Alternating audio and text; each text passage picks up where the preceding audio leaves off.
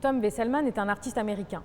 Il décide très tôt, en réaction à l'expressionnisme abstrait, de se tourner vers des sujets plus traditionnels de la peinture, tels que le nu et la nature morte. Il s'inspire notamment de Henri Matisse dans son souci de la composition.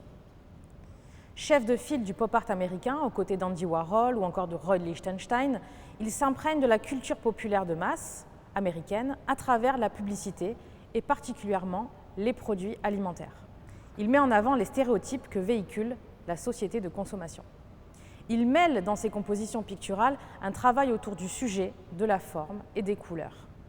Au début des années 60, il réalise les scènes des intérieurs, des still life, des bedrooms, où il déploie un registre intimiste qui allie la culture européenne et la vie quotidienne contemporaine en Amérique du Nord. Dans la série des still life que nous retrouvons ici, il reprend le thème classique de la nature morte en y insérant la nouvelle culture américaine, sorte de métaphore de l'opulence et de la modernité.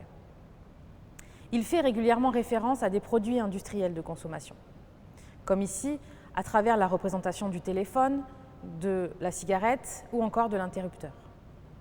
Tom Wesselmann illustre un mode de représentation à mi-chemin entre la peinture de chevalet et la sculpture, où la profondeur de champ est rendue par la décomposition de l'œuvre en une succession de 3 plans. Il rajoute ici l'effet produit par le découpage autour de la silhouette de l'objet et renforce la composition autour du sujet et de la forme. L'emploi du surdimensionnement, emprunté aux panneaux publicitaires, accroît la création du désir du consommateur-spectateur.